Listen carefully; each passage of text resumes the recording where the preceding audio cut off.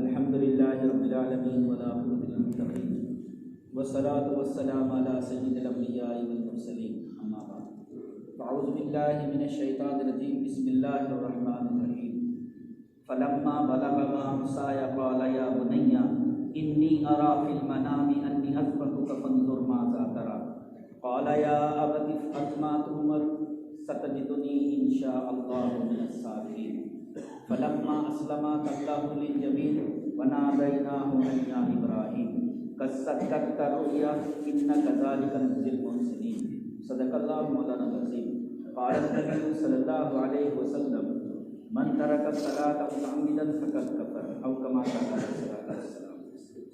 میرے محترم بزرگ اور دوستو، اللہ تبارک تعالیٰ کا احسان ہے، اس کا کرم ہے کہ اللہ تبارک تعالیٰ نے ہم کو ایمان کی دولت سے نوازا ہے۔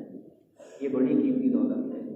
اللہ کے نزدیک ہماری قیمت ہماری ایمان کی وجہ سے، اللہ کے نزدیک ہماری قیمت ہماری ایمان کی وجہ سے۔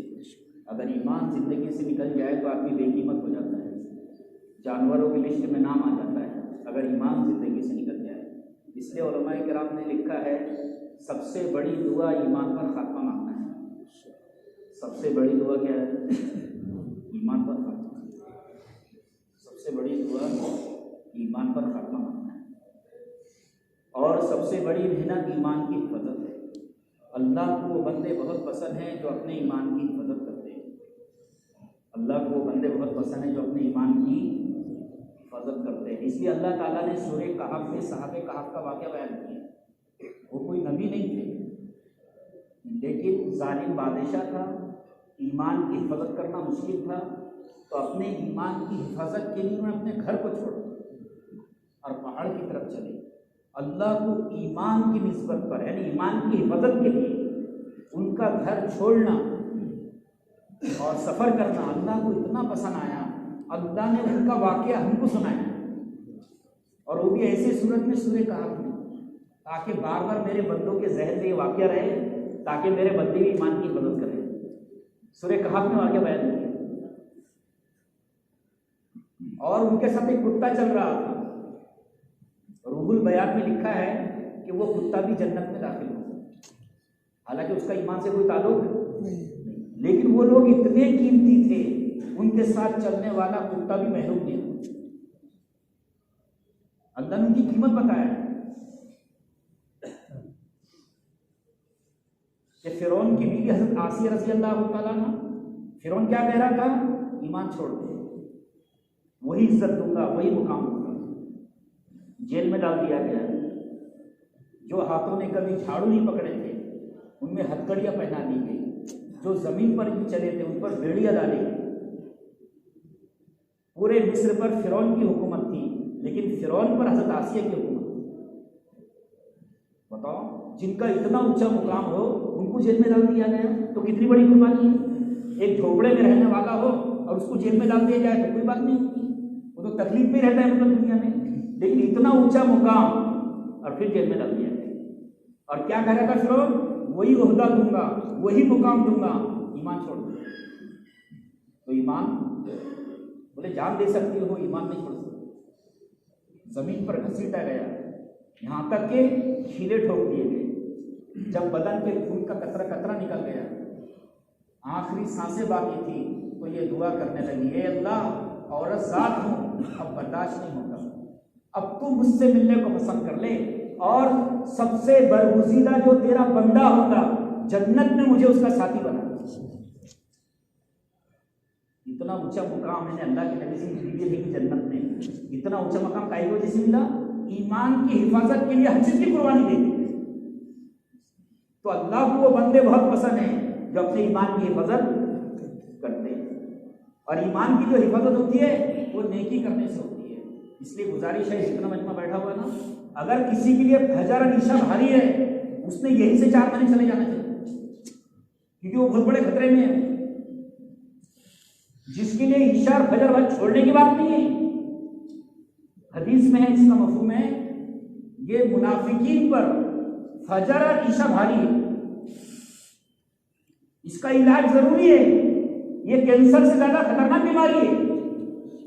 ایسے آدمی نے اپنے ماحول کو چھوڑنا چاہیے، اس کے لیے فجر مشکل ہو رہی ہے۔ جس کے لیے فجر مشکل ہو رہی ہے وہ بہت بڑے خطرے میں، دعوے کام نہیں آئیں گے۔ اس لیے حدیث میں علامتیں بیان کی گئی، اور اللہ کے نبی نے خود صحابہ سے پوچھا ہے، اور صحابہ نے خود اللہ کے نبی سے پوچھا ہے ایمان کی علامتیں۔ تو وہ آدمی بہت خطرے میں جس پر عشاء اور فجر باری، اس نے گھر چھوڑنا چاہیے، ایسے ماحول میں جانا چاہیے جہاں تہجد کی مشق کرائی جاتی ہے، جہاں نمازوں کی مشق کرائی جاتی ہے، اور اس کے لیے اللہ کا راستہ ہے، اس کے لیے دین کی محنت ہے، اس کے لیے گھر چھوڑنا ہے، ورنہ اسی حالت میں موت آدمی آدمی مشکل میں پڑ جائے گا۔ اور وہ چھوٹے مسائل نہیں ہیں، مرنے بعد ہم سمجھ رہے ہیں، اس کو ہم سمجھ رہے ہیں چھوٹے مسائل نہیں ہیں۔ میں نے انداز لگاؤ، سورت قرآن کے ختم پر دعا قبول ہوتی ہے، قرآن کے ختم پر دعا قبول ہوتی ہے، اور ختم قرآن کی جو دعا علماء کرام نے لکھی ہے وہ کیا لکھی ہے کہ قبر کے عذاب سے، وحشت سے پناہ مانگی گئی۔ تو وہ بڑی زندگی ہے جو موت سے شروع ہونے والی ہے، اس سے نبی ڈرتے تھے، اس سے نبی ڈرتے تھے، اس سے صحابہ ڈرتے تھے۔ جیسے ابوبکر صدیق رضی اللہ تعالیٰ عنہ اتنا غمگین ہے، اتنے غمگین ہیں، کیا کہا، مجھے میرے پرانی چادروں میں کفن دے۔ تو کسی نے کہا کہ نئے لا دیں گے، کہا نئے کے لیے زندہ لوگ زیادہ مسئلہ، اور فرمانے لگے کفن پرانا ہو یا نیا وہ سیدھا ہو گیا، کفن پرانا ہو یا نیا۔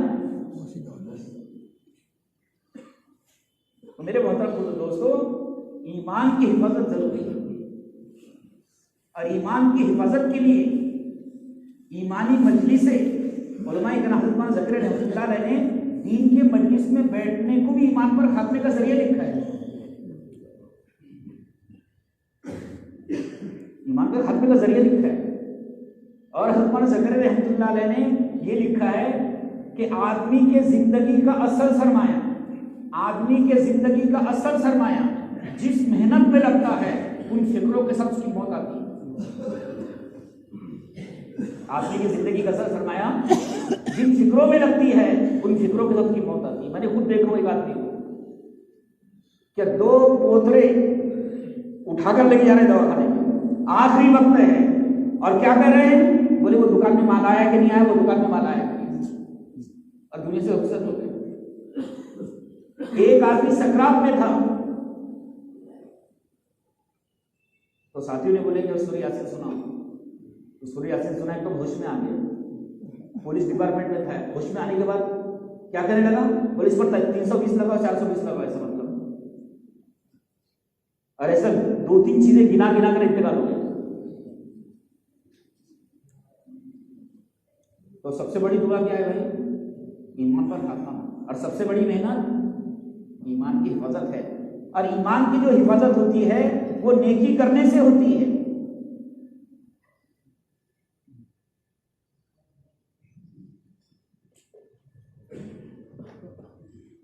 ہر نیکی سے ایمان کی حفاظت ہوتی ہے، اور ہر گناہ سے ایمان کو خطرہ ہوتا ہے، ہر گناہ سے ایمان کو خطرہ ہوتا ہے۔ تو ایمان کی حفاظت یہ بڑا کام ہے، اور ایمان کی حفاظت کیسے ہوگی؟ سب سے زیادہ جس نیکی سے ایمان کو ترقی ملتی ہے وہ دعوت دینا، اللہ سے ہونے کے یقین کو بولنا، دین کے مجلسوں میں بیٹھنا، اس سے توبہ کی توفیق ہوتی ہے۔ لیکن ہم دین کا جو کام کر رہے ہیں نا، دعوت دے رہے ہیں، لیکن زندگی تبدیل نہیں ہو رہی ہے، اس کی وجہ کیا ہے؟ ہم ڈیوٹی کرتے ہیں، کرسی پر بیٹھیں گے تو دین کی بات کریں گے، گشت میں جائیں گے تو دین کی بات کریں گے، باقی کوئی تذکرہ نہیں، اس لیے زندگی نہیں بدل رہی ہے، بلکہ اللہ کے راستے میں چل کر اس کی مشق کرنا تھا، تو وہاں پر بھی یہ ہو رہا ہے، بس تعلیم میں سن لیے اور بیان میں سن لیے، باقی آپس کے مذاکرے دنیا داری کے چل رہے ہیں۔ اس لیے 4 مہینے لگا کر، چلے لگا کر، بیرون جا کر تبدیلیاں نہیں ہو رہی، وجہ کیا ہے؟ دعوت ڈیوٹی کی طرح ہو رہی، انفرادی دعوت سے محروم ہے۔ صحابہ انفرادی دعوت دیتے تھے، جن کے مذاکرے تھے، بلکہ بعض ساتھی تو مایوس ہو کر کیا بولتے تھے، بولے سنتے سنتے سن ہو گئے.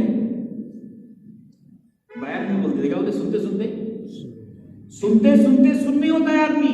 عمل کے لیے جتنا سننا چاہیے، جب اتنا نہیں سنیں گے تو زندگی عمل پر نہیں آتی. جتنا صحابہ سنتے تھے، جتنے اللہ والے سنتے تھے، حضرت مولانا یوسف رحمۃ اللہ علیہ کی زندگی اٹھا کر دیکھو، 16 گھنٹے بولتے تھے. کتنے گھنٹے؟ 16 گھنٹے بولتے تھے اللہ سے ہونے کے یقین کو. تو ایسا ایمان تھا، فرمایا کرتے تھے پوری دنیا کی باطل طاقتیں ہمارے بغلے والی مسجد پر ایک ساتھ آ جائے تو ان کی حقیقت پیاز کی چھلکے سے زیادہ نہیں. پیاز کی چھلکے سے زیادہ نہیں. 16 گھنٹے بولتے تھے. تو ہم سب کے لیے ضروری ہے روزانہ دین کی محنت میں وقت دینا، دین کے مجلسوں کے اندر بیٹھنا، مسجدوں کے اندر حلقے قائم کرنا، مسجدوں کے اندر حلقے قائم کرنا ہم سب کے لیے ضروری ہے. روزانہ ہم سب کے لیے ضروری ہے اتنی محنت میں وقت دے، روزانہ اتنا وقت لگے کہ سوئے تو قبر یاد آئے، اٹھے تو پل صراط کا راستہ یاد آنا چاہیے. اتنا وقت دینا ضروری ہے تاکہ دنیا پر آخرت کی فکر غالب رہے. اور یہ ایمان کی علامت ہے. بغیر ایمان والوں کی کیا علامت ہے؟ ان کو ایک ہی دھن ہوتی ہے، کھانا اچھا ہو، کپڑا اچھا ہو، مکان اچھا ہو. یہ ان کا مقصد ہوتا ہے زندگیوں کا. کھانا اچھا ہو، کپڑا اچھا ہو، مکان اچھا ہو، گاڑی اچھی ہو، یہ ان کی زندگی کا مقصد ہوتا ہے. اور ایمان والوں کی کیا فکر ہوتی ہے؟ کھانا کیسا بھی ملے، مکان کیسا بھی ملے، چاہے مکان نہ ملے، گاڑی نہ ملے، قبر کی زندگی بن جائے، آخرت کی زندگی بن جائے، پل صراط کا راستہ آسان ہو جائے. یہ فکریں ہیں، یہ ایمان کی علامت ہے. یہ فکریں غالب ہونا چاہیے. اتنا وقت ہم سب کے لیے ضروری ہے دین کی محنت میں دینا، ورنہ دعوے رہ جائیں گے، حقیقت ختم ہو جائے گی. دعوے رہ جائیں گے. حضرت مولانا عمر صاحب پالنپوری رحمۃ اللہ علیہ فرماتے تھے جو خوشی میں دین بھول جائے گا، جو غمی میں دین بھول جائے گا، وہ موت پر کلمہ بھول جائے گا. تو وہ دین جو کسی خوشی میں آدمی دین پر چلنے سے محروم نہ رہے، کوئی غمی، کوئی حالت، کوئی خوف، کوئی لالچ اللہ کے دین سے محروم نہ کرے، ایسا دین ہونا چاہیے ہماری زندگیوں کے اندر. اور وہ جو دین ملے گا وہ دعوت سے ملے گا. حضرت مولانا اشرف علی تھانوی رحمۃ اللہ علیہ فرماتے تھے بغیر دعوت کے آدمی حاجی تو بن سکتا ہے، نمازی تو بن سکتا ہے، کامل دیندار نہیں بن سکتا ہے. بغیر دعوت کے آدمی حاجی تو بن سکتا ہے، نمازی تو بن سکتا ہے، کامل دیندار نہیں بن سکتا ہے. اس لیے حضرت مولانا اشرف رحمۃ اللہ علیہ فرمایا کرتے تھے حاجی بن کر جائے. کیا فرماتے تھے؟ حاجی بن کر جائے.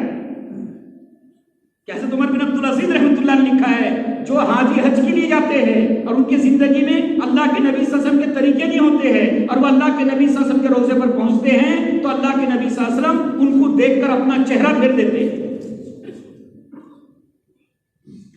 اور جب ان کو قبر میں لٹا دیا جاتا ہے، اگر ان کی زندگی میں سنتیں نہیں تھی اور قبر میں لٹایا جاتا ہے اور قبر میں قبلے کی طرف رخ کیا جاتا ہے، کروٹ قبلے کی طرف کی جاتی ہے، جب فرشتے قبر میں آتے ہیں تو سب سے پہلے فرشتے اگر زندگی میں دین نہیں تھا، اللہ کے نبی صلی اللہ علیہ وسلم کے طریقے نہیں تھے، تو قبر میں فرشتے آنے کے بعد سب سے پہلے مردے کا چہرہ قبلے کی طرف سے پھیر دیتے ہیں اور فرشتے کہتے ہیں زندگی میں اللہ نبی کی طرف رخ نہیں کیا ہے، اب قبلے کی طرف کیا منہ کر رہا ہے.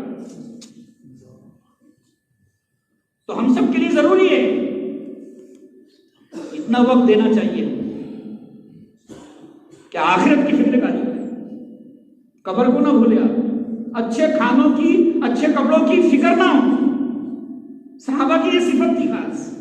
حضرت اماں عائشہ رضی اللہ تعالیٰ عنہ روزہ ہے 1,00,000 درہم آپ کے پاس آئے، حضرت مولانا زکریا رحمۃ اللہ لکھا ہے فضل صدقات میں واقعہ ہے، 1,00,000 درہم آئے، آپ نے سب تقسیم کر دیا. اس وقت جو کہ تقاضے تھے سب تقاضوں پر لگا دیا. خود کا روزہ تھا تو افطار کے بعد ان کے خادمہ نے کہا کیا یہ اچھا تھا 1 درہم کا گوشت منگوا لیتے تاکہ افطار کے کام میں آ جاتا. تو حضرت اماں عائشہ رضی اللہ عنہا فرمانے لگی اللہ کی بندی تو نے پہلے کیوں نہیں ہم دلا دیا؟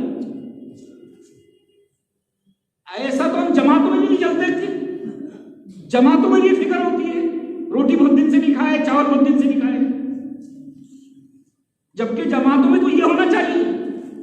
ہمارے بڑے فرماتے ہیں جماعت کا سب سے اچھا ساتھی وہ ہے دسترخوان پر بیٹھے جب پتہ چلے کیا کھانے میں بن رہا ہے۔ جو کچن کی طرف چکر مارتے نا بار بار، وہ بنتے نہیں ہیں۔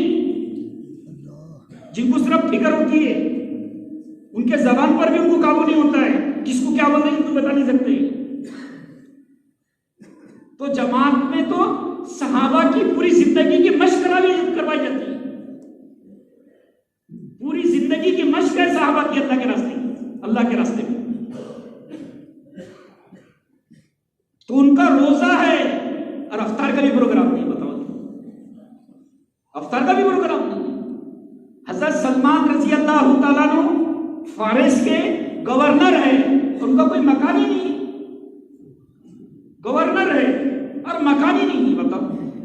ایک درخت کے سائے میں ان کی پارلیمنٹ چل رہی ہے، ادھر سایہ آتا ادھر چلے جاتے، ادھر سایہ آتا ادھر چلے جاتے۔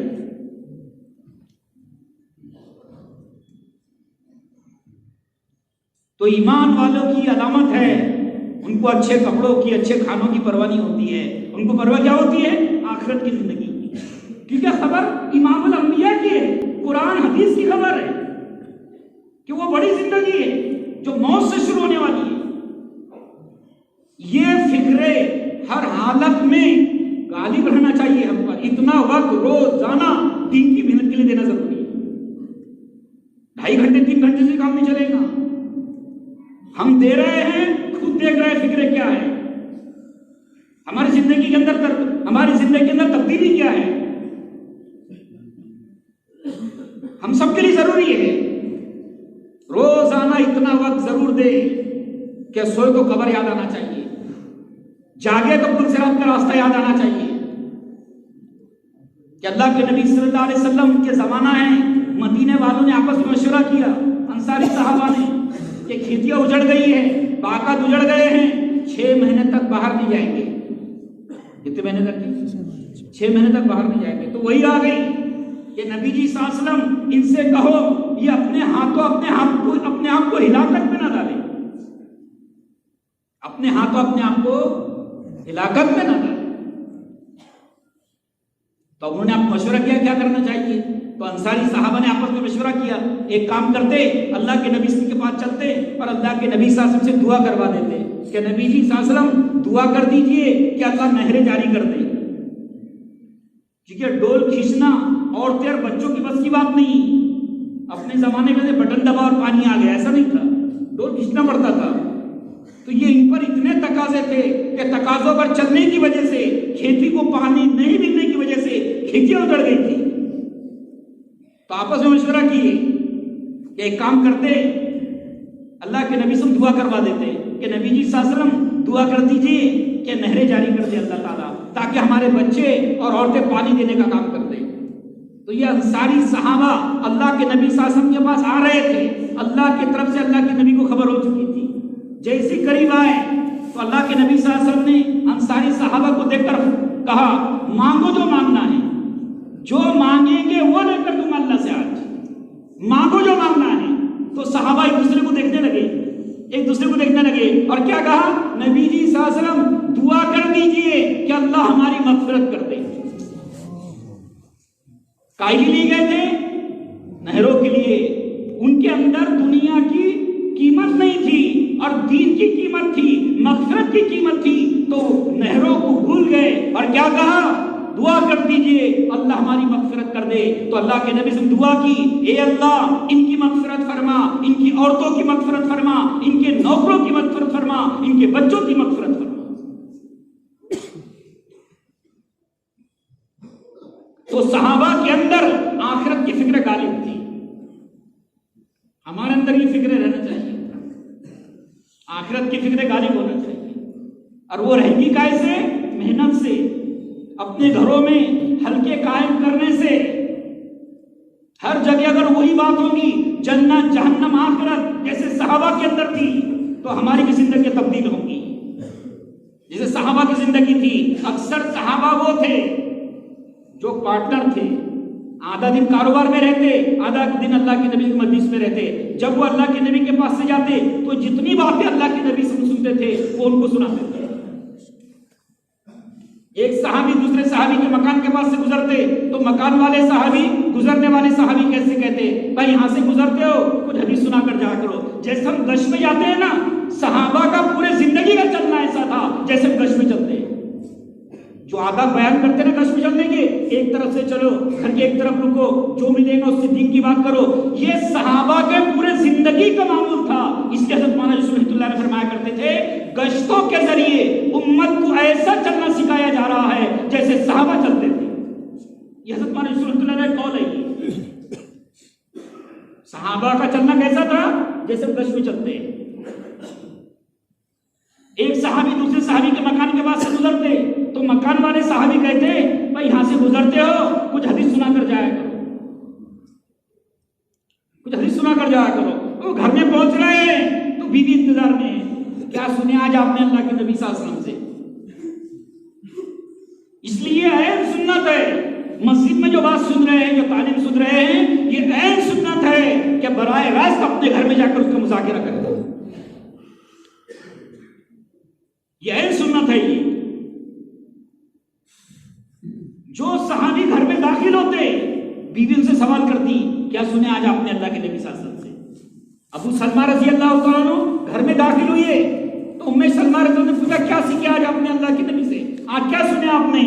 तो अबू सलमा रज़ी अल्लाह अन्हु फरमान लगे, आज मैंने अल्लाह के नबी से सुना हूं, जिस किसी का कोई नुकसान हो जाए, कोई नुकसान पहुंच जाए और वो ये दुआ पढ़ ले, अल्लाहुम्मा अजुरनी फी मुसीबती वखलुफनी खैरम मिनहा, तो अल्लाह उससे अच्छा उसको बदला देते हैं। उन्होंने याद कर लिया उसको, और जैसे उनके शोहर का इंतकाल हुआ उन्होंने ये दुआ पढ़ ली, दुआ पढ़ लिए। तो फरमाती है उम्मे सलमा रज़ी अल्लाह तआला फरमाती है, जब मैंने ये दुआ पढ़ ली तो मुझे यकीन नहीं आ रहा था मेरे शोहर से भी अच्छा मुझे कोई शोहर मिल सकता है। तो अल्लाह ने किससे निकाह करवाया, अल्लाह के नबी सबसे निकाह करवाया। हज़रत अबू ज़र रज़ी अल्लाह तआला अन्हु जंगल में हैं, उनकी बीवी और उनकी बेटी साथ में हैं, उनका इंतकाल का वक्त करीब आ गया। तो हज़रत अबू ज़र रज़ी अल्लाह की बीवी को देखकर रोने लगी। तो हज़रत अबू ज़र रज़ी अल्लाह ने फरमाया, तू रोती क्यों है। तो उनकी बीवी ने कहा, मैं इसलिए रो रही हूं कि तुम जंगल में मर रहे हो, तुम जंगल में मर रहे हो, और ये ऐसा जंगल है यहाँ से सिर्फ हाजी लोग गुजरते हैं और अभी हज का मौसम है नहीं, और तुम यहाँ मर रहे हो, तुम्हारी कब्र कौन खोदेगा, तुम्हारी जनाजे की नमाज कौन पढ़ाएगा, तुमको गुस्ल कौन देगा। तो हज़रत अबू ज़र रज़ी अल्लाह अन्हु फरमान लगे, बीवी से कहा, तू घबराए मत, मैं एक मर्तबा अल्लाह के नबी सल्लल्लाहु अलैहि वसल्लम की मजलिस में बैठा हुआ था, तो अल्लाह के नबी सल्लल्लाहु अलैहि वसल्लम ने फरमाया था, इस मजलिस में एक शख्स ऐसा है जो जंगल में अकेला मरेगा, और वहां से मुसलमानों की जमात गुजरेगी, वो उसको गुस्ल देगी, कफन देगी, जनाजे की नमाज पढ़ेगी। तो हज़रत अबू ज़र रज़ी अल्लाह अन्हु ने बीवी से कहा, तू घबराए मत, उस मजलिस में जितने लोग थे वो सब शहर में मरे, उसमें से मैं अकेला जिंदा हूं, मैं अकेला जिंदा हूं, एक जमात यहां से गुजरेगी। ये बीवी से बातचीत की और बेटी से कहा, बेटी खाना बनाना शुरू कर, मेहमान आने वाले हैं, मेरे मौत का गम तुझे मेहमान के मेहमान नवाजी से ना रोके। ये बेटी को नसीहत की और धूल उड़ते हुए नजर आई। उनकी बीवी ने कपड़ा बताई, एक जमात पहुंची जिस जमात के अमीर हजरत अब्दुल्ला इब्ने मसूद रज़ी अल्लाह तआला अन्हु थे। हजरत अब्दुल्ला इब्ने मसूद रज़ी अल्लाह अन्हु पहुंचे और हजरत अबू ज़र रज़ी अल्लाह की बीवी से कहा, क्या बात है। तो उनकी बीवी ने कहा, तुम यही ठहर जाओ, एक मुसलमान है, उसका दुनिया से जाने का वक्त है, तुम यही ठहर जाओ, तुमने उसको गुस्ल देना, कफन देना, जनाजे की नमाज पढ़ा के चले जाना। तो हज़रत अब्दुल्ला इब्ने मसूद रज़ी अल्लाह अन्हु ने फरमाया, वो कौन है। कहा, वो अबू ज़र है रज़ी अल्लाह तआला अन्हु। तो उनकी चीखें निकल गई, क्योंकि वो बड़े सहाबी थे, इतने बड़े सहाबी थे, यानी अंदाज लगाओ कि अल्लाह के नबी सल्लल्लाहु अलैहि वसल्लम हुजरे में हैं, अल्लाह के नबी सल्लल्लाहु अलैहि वसल्लम हुजरे में हैं, हज़रत जिब्राइल अलैहिस्सलाम आए, हज़रत जिब्राइल अलैहिस्सलाम आए, तो बाहर कुछ बातों की आवाज़ आ रही थी। तो हज़रत जिब्राइल अलैहिस्सलाम ने कहा, नबी जी सल्लल्लाहु अलैहि वसल्लम, ये तो अबू ज़र की आवाज़ है, ये तो अबू ज़र की आवाज़ है। तो अल्लाह के नबी सल्लल्लाहु अलैहि वसल्लम ने फरमाया, जिब्राइल, क्या तुम अबू ज़र को पहचानते हो। तो जिब्राइल अलैहिस्सलाम कहने लगे, नबी जी सल्लल्लाहु अलैहि वसल्लम अबू ज़र वो है जिनको जमीन वालों से ज्यादा आसमान वाले पहचानते हैं।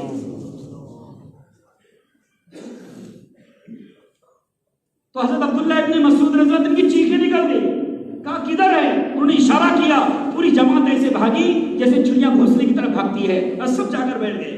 اب ان کا دنیا سے جانے کا وقت ہے، اور کیا فرما رہے ہیں؟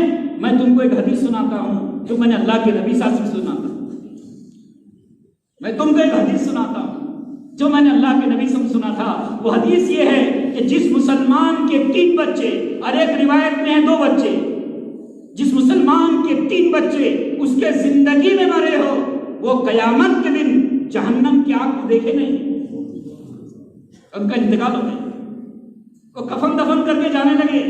حضرت ابو ذر رضی اللہ عنہ کی بیٹی پیچھے دوڑی، کہا چچا جان کھانا کھا لو، چچا جان کھانا کھا لو۔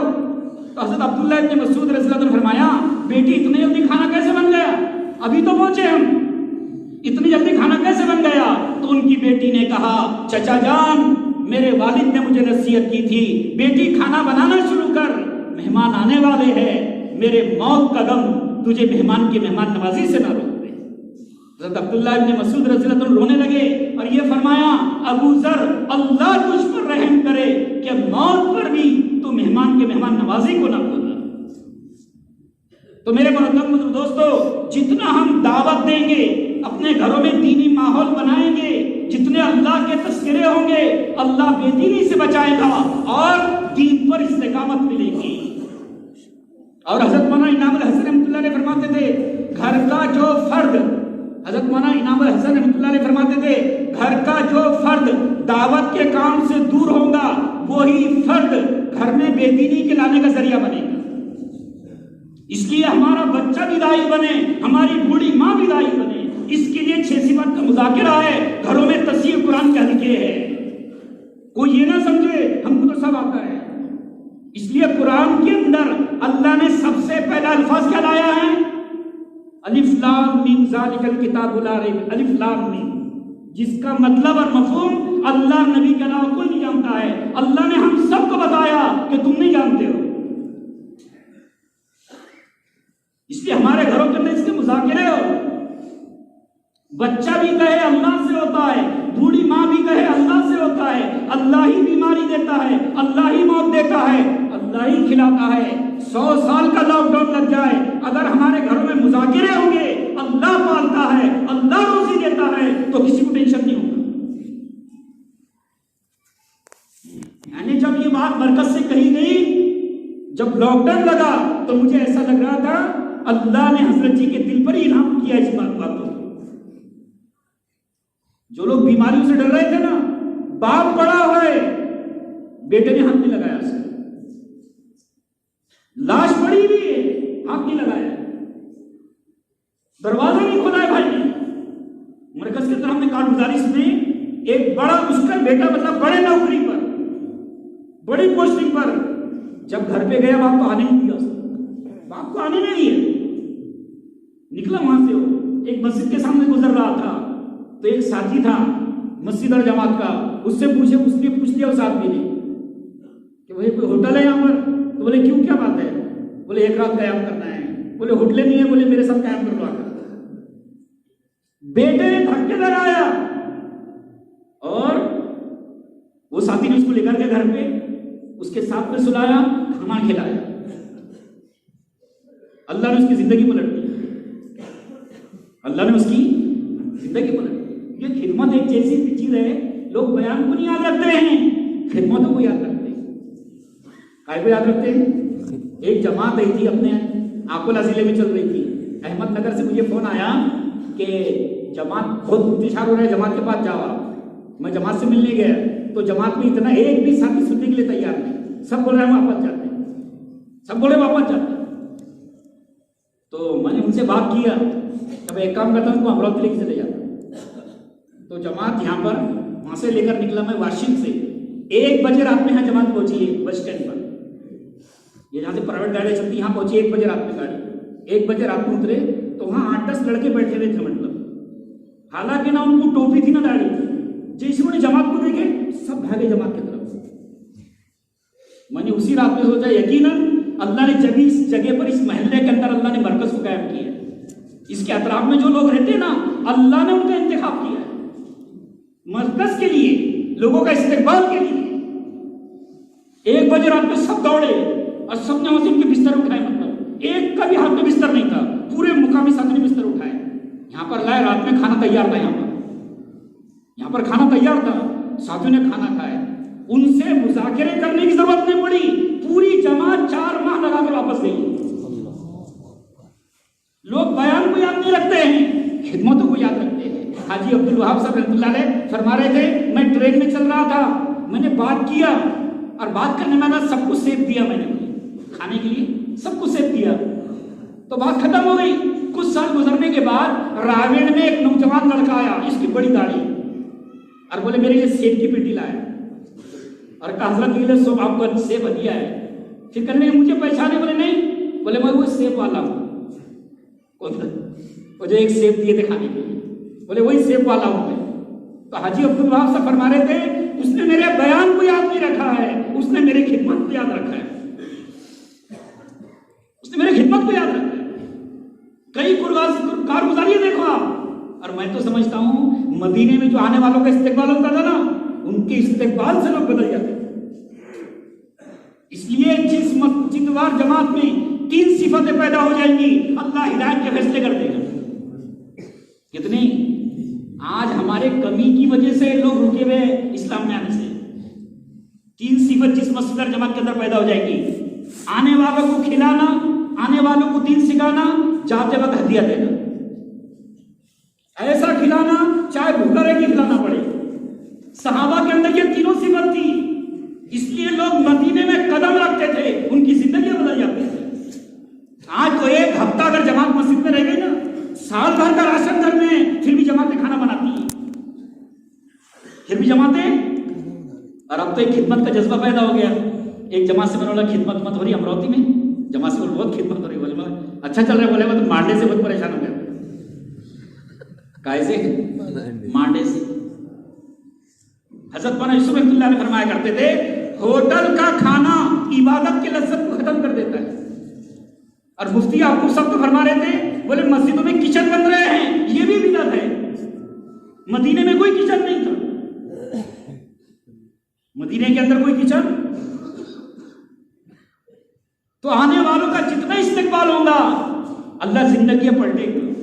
और हज़रत मौलाना यूसुफ रहमतुल्लाह अलैह पुणे वाले फरमाया करते थे, जिस बस्ती से जमात खुश होकर जाती है, अल्लाह की रहमतें बरसती है, और जिस महल्ले से, जिस मस्जिद से जमात हाय हाय करके जाती है, अल्लाह ताला उनसे नाराज होता है, अल्लाह उनसे नाराज होता है। तो मेरे मोहतरम बुजुर्ग दोस्तों, हमारे घरों के अंदर 6 सिफात का मुज़ाकरा हो। बच्चा भी कहे अल्लाह से होता है, बीमारी अल्लाह की मखलूक है। हदीस में आता है इसके मफहूम में, बीमारी अल्लाह से पूछती है, अल्लाह किसके पास जाओ? बीमारी बगैर पूछे नहीं जाती है। जब एक पत्ता, किसी दरख्त का पत्ता अल्लाह की इजाजत के बगैर नहीं गिरता है, तो बीमारी कैसे दूसरे के पास जाएगी? एहतियात करना है, एहतियात जरूरी है, लेकिन यकीन हमारा अल्लाह पर हो। कि अल्लाह के नबी ने फरमाया इसके मफहूम में, बीमारी अल्लाह से पूछती है, अल्लाह किसके पास जाओ? तो अल्लाह फरमाते हैं, जा मेरे फला बंदे के पास, उसके सब्र का इम्तिहान दूंगा। और जब बीमार हो जाता है ना, तो फिर अल्लाह फरिश्ते से पूछते हैं, फरिश्तों मेरा बंदा क्या बोल रहा था? तो फरिश्ते कहते हैं, अल्लाह तेरा बंदा तेरी तारीफ बयान कर रहा था। तो अल्लाह फरमाते हैं, फरिश्तों मैंने उस बीमारी की वजह से उसके पूरे गुनाह माफ कर दिए। तो मेरे मोहतरम दोस्तों, हमारे घरों के अंदर 6 सिफात का मुज़ाकरा हो। बच्चा भी कहे अल्लाह से होता है, बूढ़ी माँ भी कहे अल्लाह से होता है, अल्लाह ही पालता है, अल्लाह ही रोजी देता है। और ये माहौल घर घर में पैदा हो, उसके लिए पूरे दुनिया के अंदर मेहनत है। पूरे दुनिया के अंदर ये हम पर जिम्मेदारी है, खुद दीन पर चलना, पूरे उम्मत को इसके लिए तैयार करना, ये हमारी जिम्मेदारी है। हम इसके लिए दुनिया में आए हैं।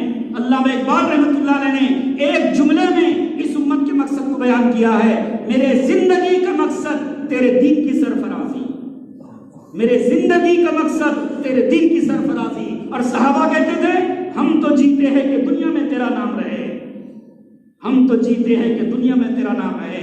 जिनका यह मकसद होता है, उनके कपड़ों में पेवर भी लग जाए तो इज्जत पा लेते हैं। जिनका मकसद अल्लाह होता है, जिनका मकसद दीन होता है, उनके हाथों में टहनियां तलवार बन जाती اور جن کا مقصد روٹی کپڑا مکان بن جاتا ہے، جن کا مقصد روٹی کپڑا مکان بن جاتا ہے، ذلت ان کے مقدر میں لکھ دی جاتی ہے۔ پورے دنیا کے خزانے ان کو دے دیے جائے تو اللہ ان کو دل کا فقیر بنا دیتے ہیں، کیونکہ اللہ کا فیصلہ ہے دین نہیں تو دنیا نہیں، دین نہیں تو دنیا نہیں۔ تاریخ گواہ ہے، جس نے دین کو چھوڑا دنیا نے اس کو چھوڑا، جس نے دین کو چھوڑا دنیا نے اس کو چھوڑا۔ اللہ تبارک و تعالیٰ نے ہم کو زندگی بہت قیمتی دی ہے، لیکن قیمتی کب بنیں گے؟ جب دین پر لگیں گے، کیونکہ اللہ کا نظام ہے مال کے دینے میں، گاڑی کے دینے میں، زندگی کے دینے میں اللہ کی کوئی قید نہیں ہے، کس کو بھی دے گا۔ لیتا اسی سے ہے جس سے محبت کرتا ہے، لیتا اسی سے ہے جن سے محبت کرتا ہے، جن سے ناراض ہوتا ہے مال چھینے گا نہیں، لگنے نہیں دے گا، لگنے نہیں دے گا۔ جن کے پاس گاڑیاں ہے چھینے گا نہیں، دین پر لگنے نہیں دے گا۔ اللہ جن سے ناراض ہوتا ہے روٹی نہیں چھینتا، دین چھین لیتا ہے، دین کے تقاضے چھین لیتا ہے۔ اور کن سے چھینتا ہے؟ جو دین کی محنت کو ہلکا سمجھتے ہیں اور دین کی محنت کرنے والوں کو ہلکا سمجھتے ہیں۔ جو دین کی محنت کرنے والوں کو دیکھ کر یہ سوچے گا ان کو اتنے کام ہے، اٹھے چھوٹے چلے، اللہ محروم کر دے گا، اللہ محروم کر دے گا۔ ایک ساتھی ہمارے یہاں پر، میں نے اس کی تشکیل کیا، میں نے پوچھا پہلے اس کب وقت لگا آپ کا؟ بولے لگا ہی نہیں مجھے، میں نے کرج گاؤں میں جیسے بستی میں وقت نہیں لگا آپ کا۔ میں نے کیا بات ہے، جبکہ اتنا پرانا کام ہے کہ میں نے کارگزاری سنا، پہلے جب جماعتیں نکلتی تھی تو غربت کی وجہ سے جب جماعتیں نکلتی تھی تو ان کے پاس پیسہ نہیں ہوتا تھا، ایسی حالت میں کرج گاؤں سے جماعتیں نکلی تو وہ جماعت میں خدمت کے ساتھ ہی دو طے ہوتے تھے، وہ گھاس کاٹتے تھے یا نمنے کے لیے جاتے تھے، اس سے جو پیسہ آتا جماعت کھانا کھاتی تھی۔ تو میں نے ان سے پوچھا اتنا پرانا کام آپ کے ابھی تک چلا 4 مہینے نہیں لگے؟ میں نے بولا کئی، ان سے ایک بات پوچھا، میں نے جو گش میں جماعتیں آتی ہے ان کو دیکھ کر آپ یہ تو نہیں سوچتے ان کو اتنے کام اٹھے چھوٹے چلے؟ تو ایک دم آنسو آ گئے اس کے آگے۔ میں نے بولا آپ ان کو ہلکا سمجھتے ہیں، اللہ کے دین کی محنت کرنے والوں کو ہلکا سمجھتے ہیں، اس لیے اللہ نے محروم کیا ہے۔ جو آدمی جماعتوں کو دیکھ کر سوچے گا آ گئے ابھی، اس لیے حضرت مولانا انعام الحسن رحمۃ اللہ علیہ فرمایا کرتے تھے ہمارے کام کا پرانا وہ ہے، اگر اس کے مسجد میں جماعت آ جائے تو جماعت کو دیکھ کر خوش ہو جائے، اب تو جماعت آئی ہے، اب تو گلی گلی میں اللہ کے تذکرے ہوں گے، اب تو دین کی محنتیں ہوں گی، اب تو دین کا ماحول بنے گا۔ جو جماعت کو دیکھ کر سوچے گا اللہ اس سے کام لے گا، اور جو جماعت کو دیکھ کر سوچے گا آ گئے ابھی کو کھانا کھلانا پڑے گا، اب گشت کرانا پڑے گا، اللہ محروم کر دے گا۔ جس عمل کے کرنے والے کو آدمی ہلکا سمجھتا ہے اللہ اس عمل کی توفیق اس سے چھین لیتا ہے، عمل کی توفیق چھین لیتا ہے۔ اگر ہم قربانیاں نہیں دیں گے، اگر جماعت گھر پہ ہی نہ گشت کرنے کے لیے زبان سے نہیں بولیں گے، دل میں کیا بولیں گے؟ آ گئے۔ اور جو دین کی مدد کرنے والوں کو ہلکا سمجھے گا اللہ محروم کر دے گا، کیونکہ اللہ کے نزدیک دین کی محنت کرنے والوں کی اتنی قیمت ہے، اتنی قیمت ہے۔ منتخب میں حدیث ہے جو شخص اللہ کی نسبت پر کسی سے ملنے کے لیے نکلتا ہے آسمان سے ایک فرشتہ آواز دیتا ہے اور یہ کہتا ہے تیرا چلنا مبارک ہے، جنت تجھے مبارک ہو۔ گشت کرنے والوں کے لیے اللہ کی نسبت پر جب کوئی ملاقات کے لیے نکلتا ہے تو فرشتہ آواز دیتا ہے۔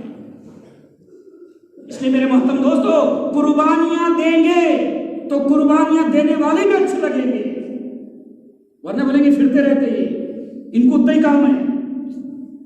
اس لیے میرے محترم دوستو، ہم کو روزانہ کی محنت کے اندر اور خروج کے اندر جو آدمی کا سالانہ خروج نہیں ہوگا خود بگڑے گا، گھر والوں کو بگاڑے گا، خود بگڑے گا، گھر والوں کو بگاڑے گا۔ خود کیا بگڑے گا؟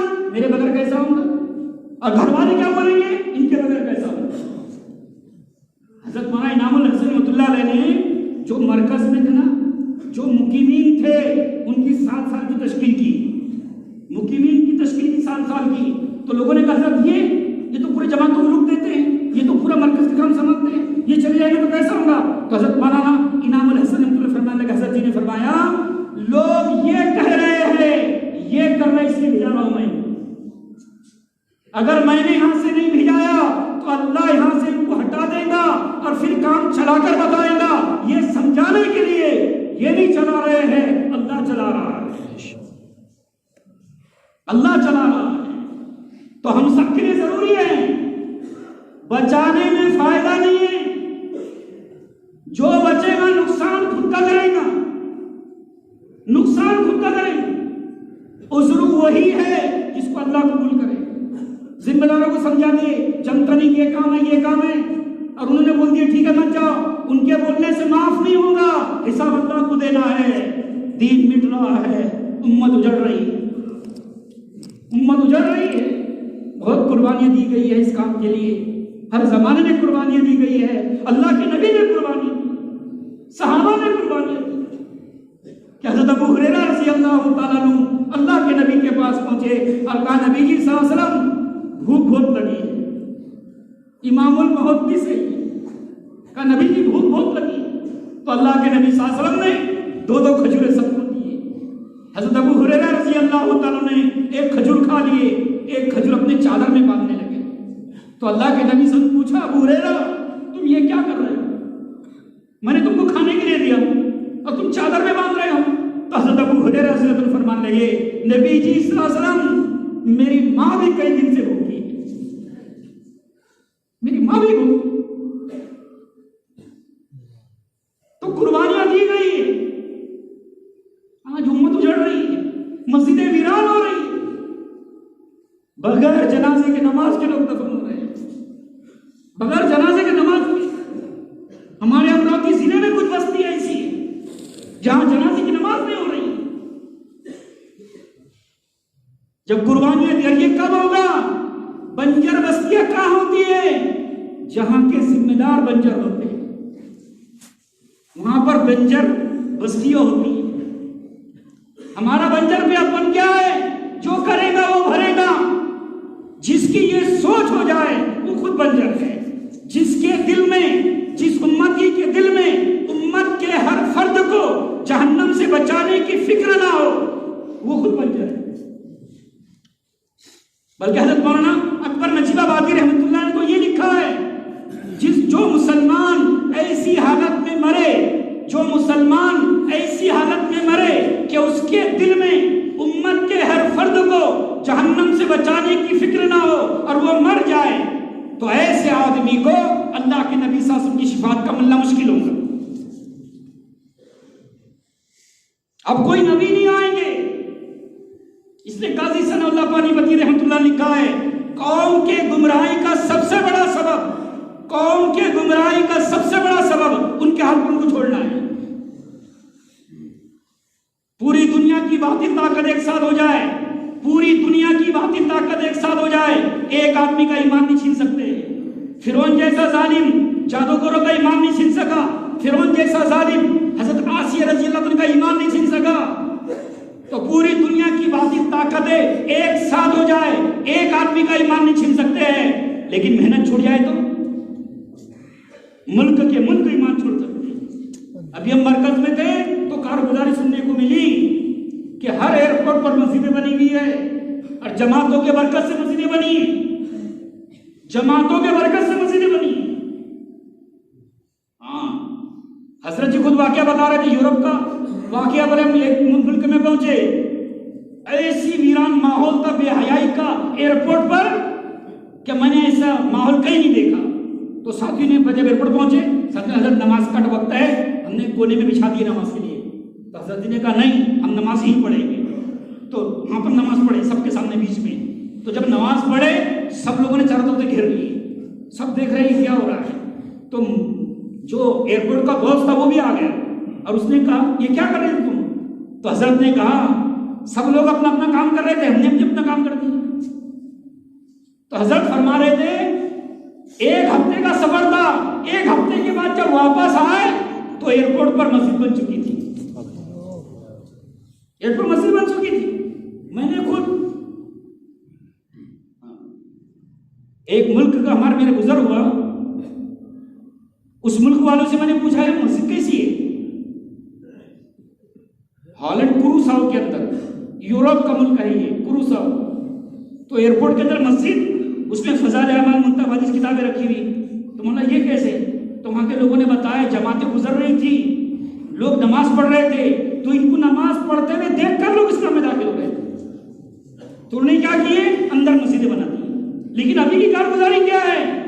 जमातें कम जा रही है बैरून। अब अंदाज लगाओ, पूरे बरार से जो लॉकडाउन लगा था पहले, जो जमातें जा चुकी थी पहले से, वो उसके बाद आज तक जमात नहीं गई। कितनी जमातों की कमी आ गई है। तो एयरपोर्ट पे जो मस्जिदें बनी हुई है ना, तो एयरपोर्ट वाले ये सोच रहे हैं अब कोई तो नमाज नहीं पढ़ रहा है, क्यों ना ये जगह को दूसरे मजहब वालों को दे दिया जाए।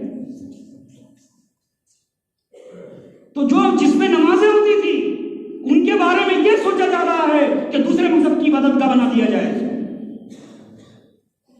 तो मेरे मोहतरम दोस्तों, जब कुर्बानियां दी जाती है तो पूरे दुनिया में इसके असरात पड़ते हैं। इसलिए हजरत जी फरमाते हैं, अगर जिम्मेदार कुर्बानियां देते रहेंगे और कुर्बानियां देंगे, लोगों के दिलों में इनकी मोहब्बत पैदा करेगा अल्लाह। और जब कुर्बानियां नहीं देंगे तो लोगों के दिलों से इनकी मोहब्बत निकलते चली जाएगी, और नहीं समझे तो लोग बगावत पर खड़े होंगे,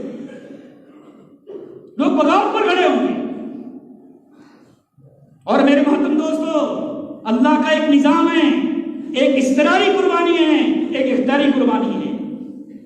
इस्तरारी कुर्बानी जितनी आदमी दे सकता है, इख्तियारी वो कुर्बानी है जो ओवरलोड हो, दे सकता उससे ज्यादा दे, क्योंकि अल्लाह की जो मदद आती है, जो जाहिर के खिलाफ जो मदद आती है, वो कुर्बानियों पर आती है। क्या पर आती है भाई? कुर्बानियों पर आती है। जैसे एक सहाबी अल्लाह के रास्ते में चले, उनका ऊंट बिका और वो जमीन पर गिरे और उनका इंतकाल हो गया। तो अल्लाह के नबी सहाबा ने अल्लाह के नबी को खबर दी कि नबी जी सल्लल्लाहु अलैहि वसल्लम फला साहबी शहीद हो गए हैं। तो अल्लाह के नबी ने उनकी तरफ देखा तो ये फरमाया, ये भूख की हालत में आए थे, ये भूखे थे।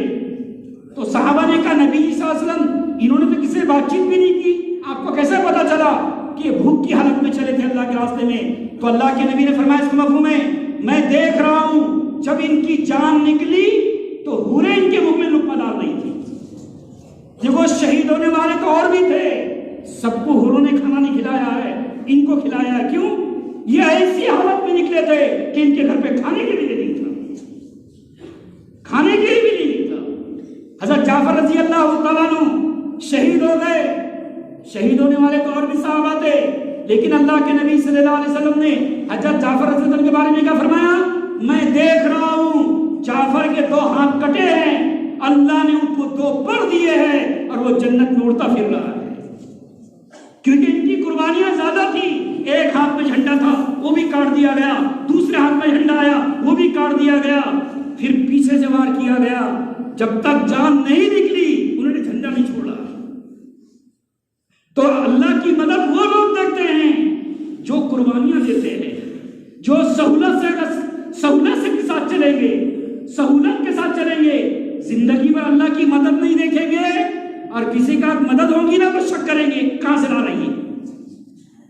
बल्कि बात लोग तो तहकीक करने पर लग जाते हैं कि कहां से ला रही है। उन्होंने कुर्बानियां कभी चल रहे हैं तबलीग में काम में वर्षों से चल रहे हैं, लेकिन सहूलत के साथ चल रहे हैं, तो अल्लाह वो मदद नहीं दिखाएगा जो कुर्बानियों के साथ मदद होती है।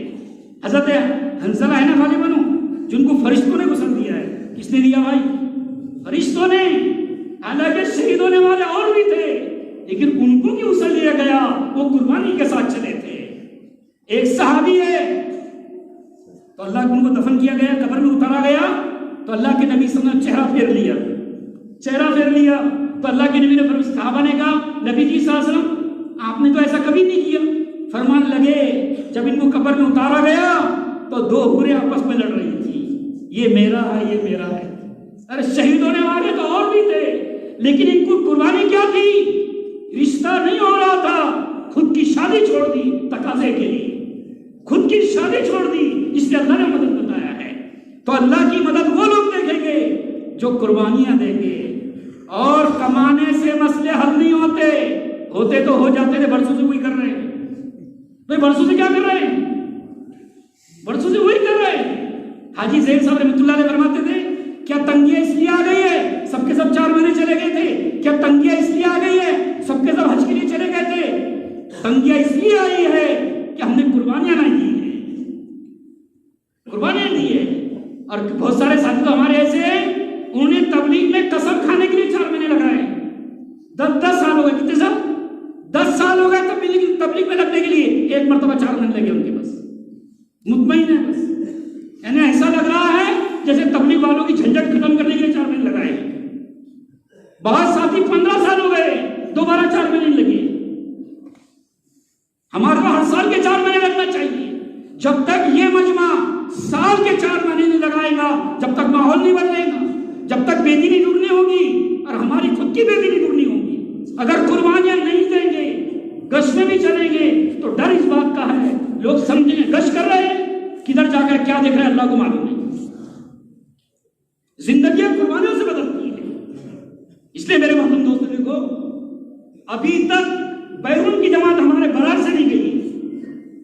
بتاؤ وہ سب کام چل رہے کہ نہیں چل رہے؟ شادیاں چھوٹی ہو رہی ہیں، منگیاں چھوٹی ہو رہی ہیں، سب کام برابر ہو رہے ہیں۔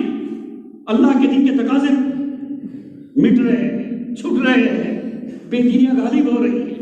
اس لیے گزارش ہے جن کے 3 مرتبہ 4 مہینے لگ چکے ہیں، وہ یا کسی کا بیرون لگائے وہ 1 مہینے کے اندر اندر کون ساتھی ایسے میں 5 ماہ کے لیے تیار ہوں؟ بتاؤ ہمت کر کے انشاءاللہ۔ بندہ طے کر لے تو اللہ بھی طے کر دیتا ہے۔ ہزارے صدقات میں سے شیخ نے لکھا ہے